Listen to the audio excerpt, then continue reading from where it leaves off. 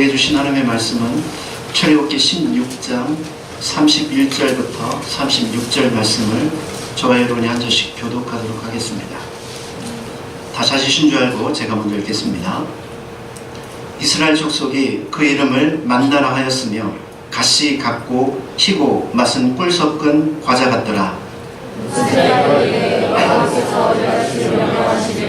이것을 오멜에 채워서 너희의 배에 술을 위하여 가져와라. 이는 내가 너희를 애국간에서 인도하여 때에 광야에서 너희에게 먹인 양식을 그들에게 보이게 하리라 하셨다.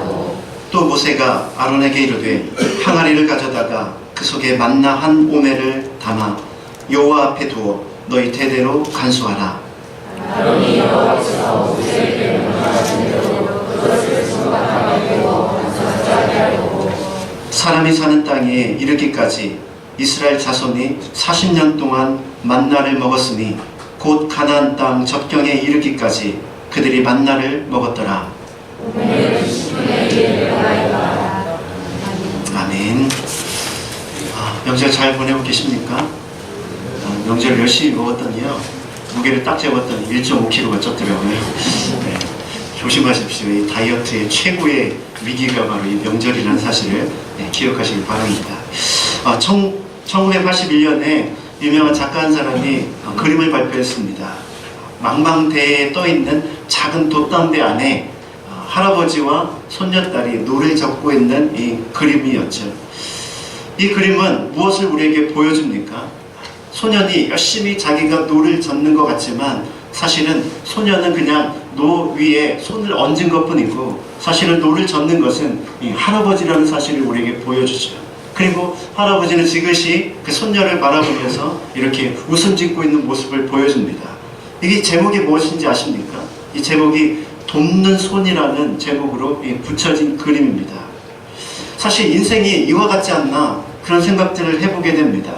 내가 뭘 하는 것처럼 막 요란을 떨어보지만 결국 노를 젓는 것은 내가 아니라 우리를 인도하시는 하나님이라는 사실을 발견하게 되죠. 사랑하는 교사님 여러분, 요즘 여러분이 항해는 좀 어떠십니까? 노를 젓기가 참 힘들지 않으십니까? 매일 저어도 그 자리에 서 있는 것 같고 조금 힘차게 저어서 앞으로 나아간가 싶으면 바람이 훅 불어와서 제자리로 또 돌아가고 앞으로 어떤 일이 내 안에 펼쳐질지 전혀 예상할 수 없는 것이 바로 우리가 살아가는 우리들의 인생이 아닌가 그런 생각들을 하게 됩니다.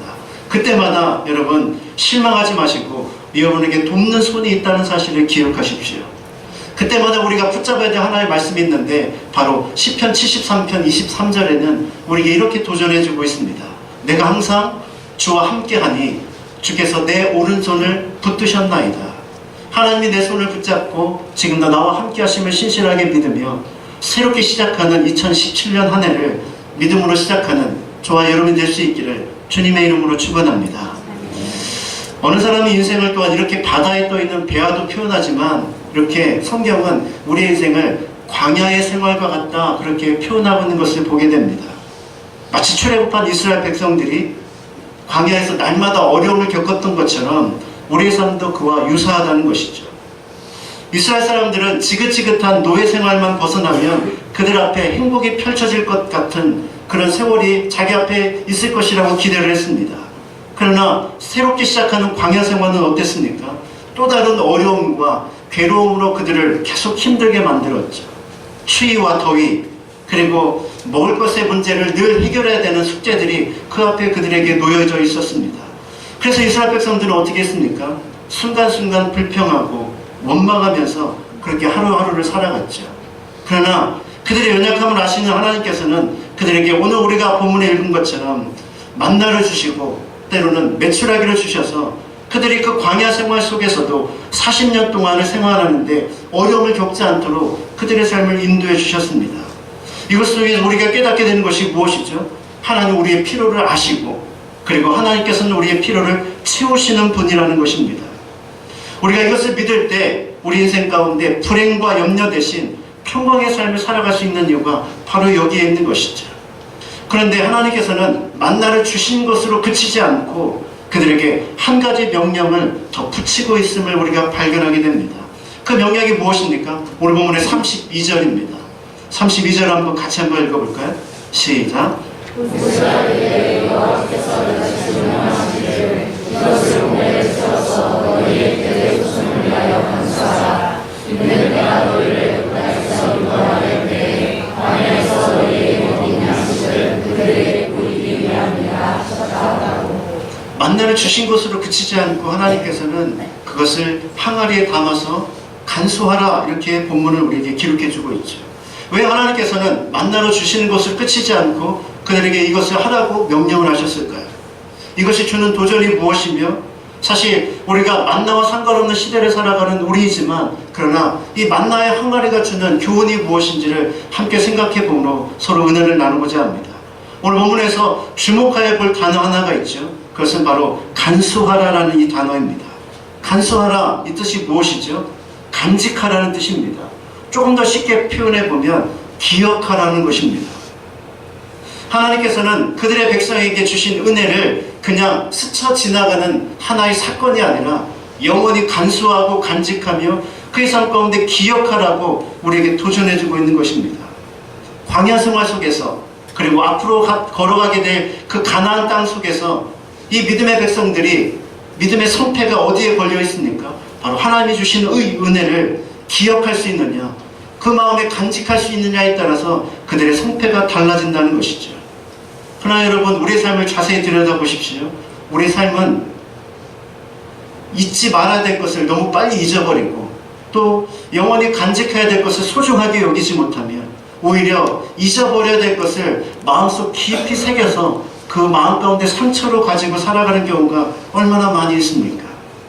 우리가 잊어버려야 될 것이 무엇입니까? 과거의 실수와 그리고 실패, 우리의 상처와 연약함들, 이런 것들은 사실 빨리 잊고 새롭게 출발을 해야만 합니다.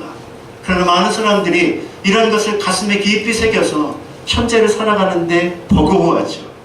반면에 하나님이 주신 은혜는 얼마나 빨리 잊어버리는지 모릅니다. 마음판에 새기고 우리 생각 속에 소중히 간직해 두어야 될 하나님의 은혜를 너무나도 빨리 우리가 잊어버리는 것이죠. 그래서 오늘 본문에서 하나님께서는 네가 지금 먹는 이 만나를 한 번의 사건으로 끝내지 말고 영원히 기억하는 기억장치를 만들려고 도전해주고 있는 것입니다. 그렇다면 이 기억의 목적이 무엇입니까? 이 기억의 목적은 단순한 기념품이 아니라 바로 이 만나를 주신 그 하나님을 영원히 기억하게 만드는 기억장치라는 것이죠. 앞으로 인생을 살아가면서 또 다른 어려움, 시험을 만날 때마다 그들은 다시 이 기억장치를 꺼내서 다시 들여다보면서, 그래, 과거에 하나님께서 내게 이런 은혜를 주셨지, 그리고 지금 살아가는 이 시대 속에서도 또 다른 은혜를 주실 것이라는 믿음을 갖게 하는 그 도구로 바로 이 만나를 사용하라는 것입니다. 우리가 인생을 살아가면서 날마다 새로운 문제에 직면하게 되죠. 근데 여러분, 그 문제를 가만히 분석해 보면 새로운 것 같으나 새로운 것이 아니라는 것을 발견하게 됩니다. 모양만 다를 뿐 비슷비슷한 문제들이 우리 삶 가운데 계속 지워지죠. 삶은 변하고 환경은 변하지만 대부분 일정한 패턴으로 우리 삶에 어려움이 찾아오게 되는 것을 보게 됩니다. 바로 이것 때문에 우리가 오늘 본문을 우리가 들여다봐야 되고 성경을 읽는 이유가 바로 여기에 있죠. 오늘 본문의 이 사건은 사실은 우리보다 수천 년 전의 사건입니다. 그 사건이 오늘을 살아가는 우리에게 무슨 의미가 있겠습니까? 그러나 분명한 의미가 있다는 것이죠. 그들이 겪는 그 삶의 모습이 바로 우리가 살아가는 삶의 모습과 오버랩되고 겹쳐 있다는 것입니다. 그들이 문제를 해결하는 방식이 오늘 우리가 문제를 해결하는 좋은 키가 될 수 있다는 것을 우리가 발견하게 되는 것이죠.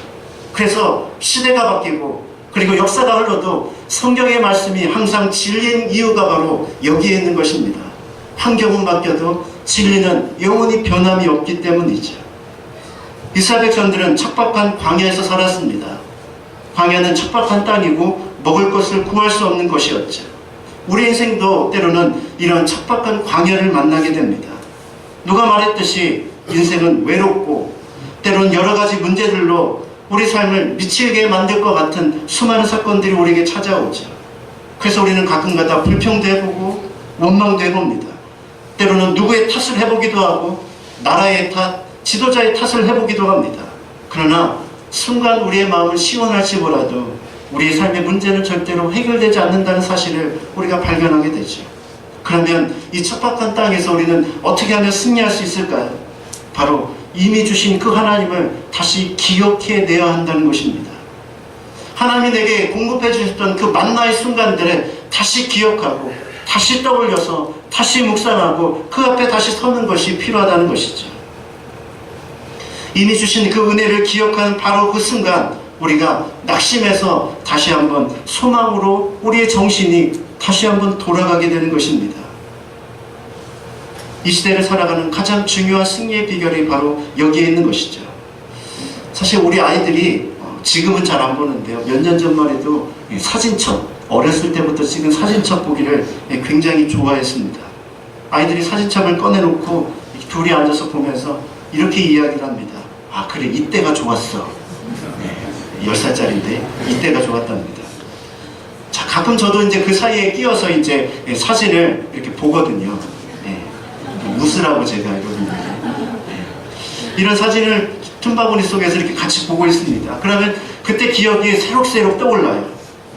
처음으로 눈을 마주쳤던 그 순간, 그리고 그 아이를 처음 내 이 품에 안았던 그 순간, 막 기기 시작했던 그 순간, 삿발을 떼는 그 순간, 그 모든 순간들이 새록새록 저의 기억에 떠오릅니다.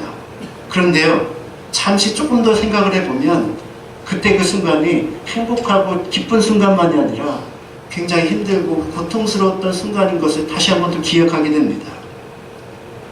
아이가 잠을 자지 않아가지고 12시에 그 아이를 태우고 깜깜한 들판을 불 다 끄고 이렇게 막 돌아다니는 그런 순간도 있었고요.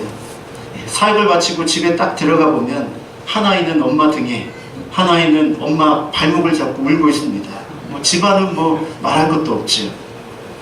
그 아내의 힘들어하는 그 얼굴들, 그 순간들이 다시 한번 새록새록 이렇게 떠오르더라고요. 여러분, 우리 삶을 자세히 한번 들여다보십시오. 지금은 추억이지만 그때 그 순간이 매 순간순간이 얼마나 힘들었습니까? 사실 지금만 힘든 것이 아니라 이미 우리는 힘든 수많은 순간들을 지금 거쳐서 여기까지 온 것입니다. 앞으로 살아가는 순간도 결코 만만치 않을 것이지만, 그러나 우리가 기억할 것이 무엇입니까? 그렇게 힘들고 어려운 그 순간에 하나님 우리에게 만나와 메추라기를 주셨다는 것이죠. 그리고 지금 여기까지 살게 하셨다는 것입니다. 그렇다면 우리의 믿음의 고백이 무엇입니까?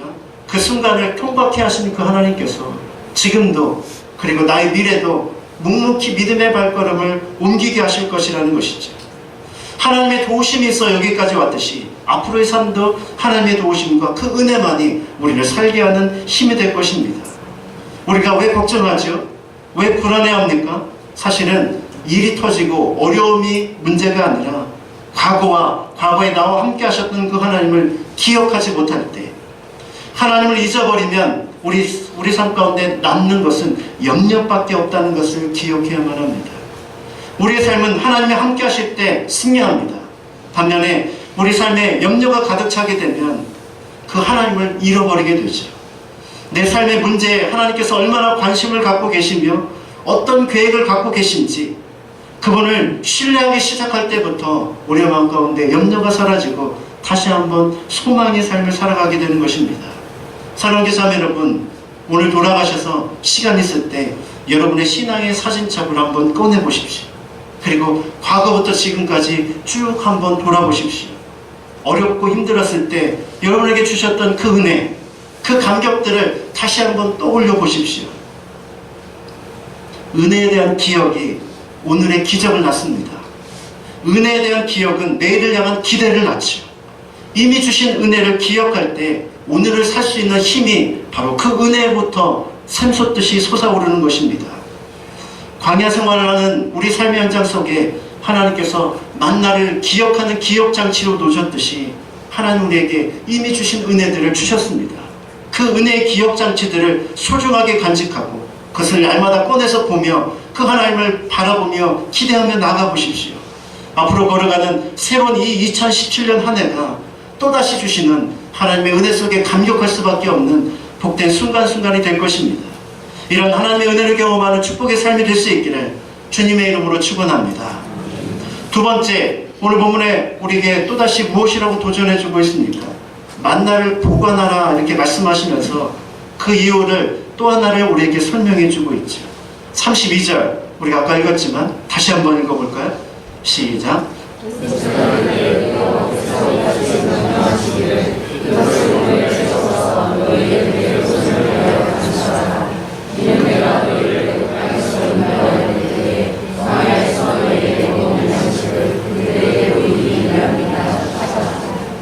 하나님께서 만나를 보관하고 기념장치로 남기신 두 번째 이유는 바로 그 광야를 살아가는 그 사람들, 그 세대뿐만이 아니라 다음 세대, 그 믿음의 후손들에게도 이 하나님의 은혜가 영원히 기억되기를 원하셨던 것입니다. 하나님의 은혜는 나만 기억할 것이 아니라 나의 자녀도, 나의 후손에게도 영원히 기억되어야 될 영원한 하나님의 힘과 능력이 된다는 것이죠. 사실 하나님의 역사는 전설이 아니라 사건입니다. 이것 뜻이 무엇입니까?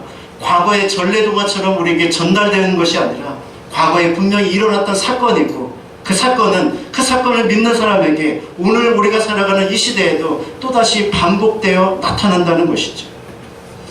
그래서 하나님께서는 말씀을 통해서 기록으로 남기시고 만나의 항아리를 통해서 그 증거를 그들에게 남기신 것입니다. 하나님이여 얼마나 세밀하신 분이신지 그 명령을 통해서 우리는 잘 알 수 있습니다. 단지 항아리에 담아서 만나를 담아놓으나 보관하라만 말씀하신 것이 아니라 31절에 보니까 만나가 어떤 모양인지 어떤 맛인지 구체적으로 설명해 주고 있습니다. 이스라엘 족속이 그 이름을 만나라 하였으며 가시 같고 시고 맛은 꿀 섞은 과자 같았더라, 이렇게 표현해 놓고 있죠. 이것은 무엇입니까? 그냥 전해져 내려오는 전설이 아니라 그들이 실제로 먹고 느끼고 맛을 보았던 것이라는 것이죠. 만나가 실제적인 사건이었다는 것을 말씀을 통해서 구체적으로에게 제시해주고 있는 것입니다. 하나님이 만나 이것을 믿음의 후손들에게 기억하라고 한 이유가 바로 여기에 있는 것이죠. 사실 우리가 지금 민족의 최대 명절인 구정을 우리가 보내고 있습니다. 그런데요, 이스라엘 백성들에게도 명절이 있습니다. 그런데 우리나라의 명절과 이스라엘의 명절이 차이가 있다면 이스라엘의 명절들은 다 하나님께서 제정하시고 그 날짜와 방법까지 구체적으로 다 제시하셨다는 것입니다. 그리고 그 모든 이스라엘의 명절들은 하나님께서 그들에게 베푸신 구원의 사건과 연결되어 있습니다. 6월절이 무엇입니까? 바로 애굽에서 모든 장자가 다 죽을 때 하나님께서는 그 장자를 살려내신 사건을 기억하는 것이죠. 초막절은 무엇입니까? 초막절은 이스라엘 백성들이 40년 동안 광야 생활할 때 하나님께서 오늘 본문의 말씀대로 그들을 지키시고 인도하셨은 그 은혜를 기억하는 장치이죠. 이스라엘 백성들이 요단강을 건널 때에도 그냥 건넌 것이 아니라 그 요단강 한가운데 있는 돌 12개를 가져다가 길갈에 이렇게 비석으로 세웠습니다. 그리고 하나님께서 이 요단강을 마치 육지처럼 건너게 하셨다, 바로 그 기억장치를 만들어 놓으셨죠. 불임절은 무엇입니까? 페르시아에서 이스라엘 백성들이 다 죽을 수밖에 없는 상황 가운데서 에스더를 통해서 구원해내신 그 사건을 기억하는 것이죠. 그렇습니다. 바로 내가 받은 축복과 그 은혜는 나만을 위한 것이 아니라 바로 나의 자녀들에게 증거되어지고 전달되어져야 하는 것이죠. 저와 여러분 어떻습니까? 우리의 신앙의 유산이 나의 자녀들에게 그렇게 전달되고 있습니까? 아니, 나의 자녀들의 믿음의 삶을 살아가기 위하여 여러분들은 믿음의 부모로서 어떤 삶을 살아가고 계십니까? 우리에게 주신 만나의 항아리를 사용할 수 있어야만 합니다. 여러분들이 세상을 떠날 때에도 하나님을 기억할 만한 그런 만나의 항아리들을 우리 자녀들에게 물려줘야 한다는 것이죠. 많은 크리스찬 부모들이 자녀들의 믿음을 놓고 걱정합니다. 그러나 실제로 자녀들의 믿음을 세우기 위해서 어떻게 해야 될지 그 방법을 대부분 모르는 경우가 많습니다. 조금 열심히 있는 크리스찬들은 자녀들을 수련회에 보내죠. 거기서 은혜 받고 오라는 것입니다. 그리고 자녀들을 교회에 열심히 보냅니다. 그 속에서 믿음으로 자라기를 기대하는 것이죠. 물론 굉장히 중요하고 그리고 열심히 해야 될 포인트 중에 하나입니다. 그러나 그것이 믿음의 부모가 해야 될 전부는 아니라는 것이죠. 각자가 자신에게 주신 이 만나의 항아리를 품고 살아가면서, 그리고 그 품었던 그 만나의 항아리를 우리 자녀들에게 물려주어야만 합니다. 이렇게 해라, 똑바로 살아라가 아니라 내가 그동안에 경험한 그 하나님을 믿음 가운데 간증하고 고백할 때 자녀들이 그 믿음의 고백을 듣고 자라면 그 자녀들은 믿음의 삶의 현장 속에서 그와 같은 삶을 살아가게 되는 것이죠. 하나님께서 내게 어떤 축복을 주셨는지, 그리고 내가 그 시련과 어려움 속에서 어떻게 믿음으로 그것을 이겨냈는지, 그 승리하는 모든 과정들을 마치 만나를 꺼내듯이 자녀들에게 그렇게 고백하고 그렇게 간증하는 삶을 살아야 한다는 것입니다. 한 번이 아니라 귀에 딱지가 붙을 때까지 계속 우리의 아이들에게 그것을 심어줄 필요가 있습니다. 더욱더 필요하다면 노트에 적어서 기도 노트와 함께 자녀들에게 물려주십시오. 내가 받은 응답의 역사, 그리고 내가 받은 은혜의 기록들을 자녀들에게 남겨줄 수만 있다면 그 자녀들이 그것을 품에 안고 인생을 살아가지 않겠습니까? 지난번에도 한번 말씀을 드렸지만 제가 사실 부모님께 꼭 받고 싶은 것이 있습니다. 그것은 바로 부모님의 오래된 빛바래고 헤어진 성경책입니다. 나의 부모님이 손때 묻은 그 성경책, 은혜를 받을 때마다 빨간 글씨로 칠해져 있는 그 구절이 적혀져 있는 성경책, 때로는 눈물을 흘리며 눈물방울이 떨어져 있는 흔적이 있는 그 성경책, 그 성경책을 제가 부모님으로부터 꼭 물려받고 싶은 마음이 간절히 저에게는 있습니다. 물론 안 주셔도 제가 뺏어올 거지만. 그리고 제가 부모님에게 숙제를 드렸습니다. 뭐냐면 성경을 하나 필사 이렇게 손으로 써서 주십시오.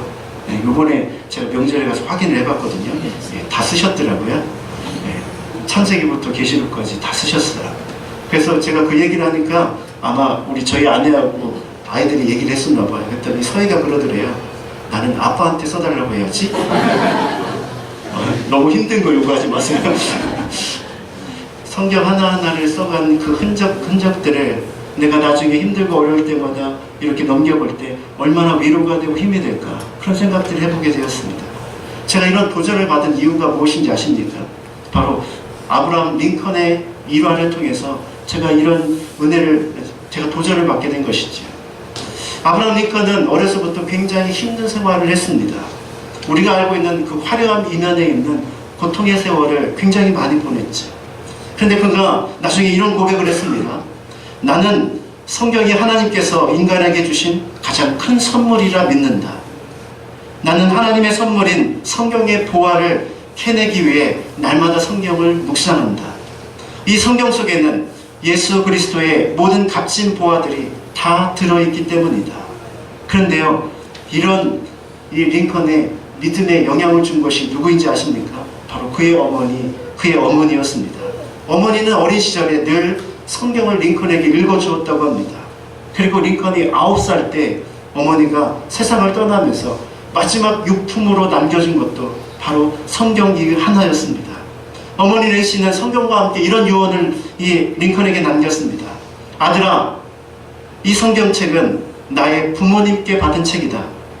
내가 여러 번 많이 읽어 낡아졌지만 그러나 우리 집의 값진 보화이다. 내가 너에게 1000에이커, 즉 12만 평의 땅을 물려줄 수는 없지만 그러나 그보다 더 값진 이 한 권의 성경책을 물려주는 것을 나는 진심으로 기쁘게 생각한다. 너는 성경을 읽고 성경 말씀대로 살아가는 사람이 되어다오. 하나님을 사랑하고 이웃을 사랑하는 그런 사람이 되어다오. 이것이 내가 너에게 주는 마지막 부탁이다. 링컨이 바로 이 성경책을 손에 들었기 때문에 결국 그는 이 링컨의 위대한 삶을 살아갈 수 있었던 것이죠. 근데 제가 좀 엉뚱하지 않나요? 이런 생각을 좀 해봤어요. 장난스러운 생각. 렌시 여사가 숨을 거두기 전에 새 성경책을 딱 샀습니다. 그리고 아들에게 딱 주면서 내가 비록 성경은 잘 읽지 않았지만 너라도 성경을 잘 읽었으면 좋겠다 라고 했으면 링컨이 감동을 하나도 안 받았겠죠. 링컨이 감동을 받은 이유는 어머니의 손때가 묻고 그의 믿음의 선배들의 손때가 묻었기 때문에 그에게 같이 있었던 것입니다. 지금도 미국의 대통령들이 대통령 선서를 할 때 바로 이 링컨의 손에 손을 얹고 선서를 하는 것을 우리가 잘 보지 않습니까? 사랑하는 자매 여러분, 어머니의 손때 묻은 그 성경이 아들 링컨의 인생을 바꾸어 놓았듯이 바로 우리가 가지고 있는 하나님의 은혜와 내가 경험한 하나님의 은혜를 우리 자녀들에게 물려줄 때 그 자녀들이 바로 거기서 새로운 삶을 살아가게 되는 것입니다. 여러분 지금부터 성경에 부지런히 손때를 붙이시기 바랍니다. 자녀가 많은 분들은 더 열심히 아마 노력하셔야 할 것입니다. 물려줘야 될 성경책이 많기 때문이죠. 나의 죽음을 알리지 말라가 아니라 나의 죽음 후에 영원히 남겨질 성경책을 지금부터 준비해 놓으십시오.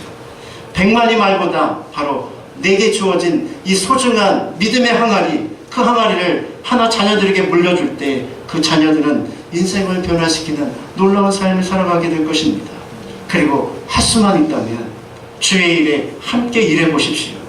함께 교회 안에서 섬기고 사랑하고 그 과정 가운데 바로 자녀들과 함께 섬겼던 그 소중한 추억들이 자녀들의 삶의 현장 가운데 영원히 간직되는 놀라운 은혜가 임하게 될 것입니다. 여러분의 만나의 항아리, 그것을 자녀들에게 물려줄 수 있기를 주님의 이름으로 축원합니다. 세 번째, 오늘 이 만나의 항아리를 하나님께서는 또 다른 메시지를 주시는데요. 33절에 이렇게 말씀하고 있습니다. 같이 한번 읽어보겠습니다. 시작.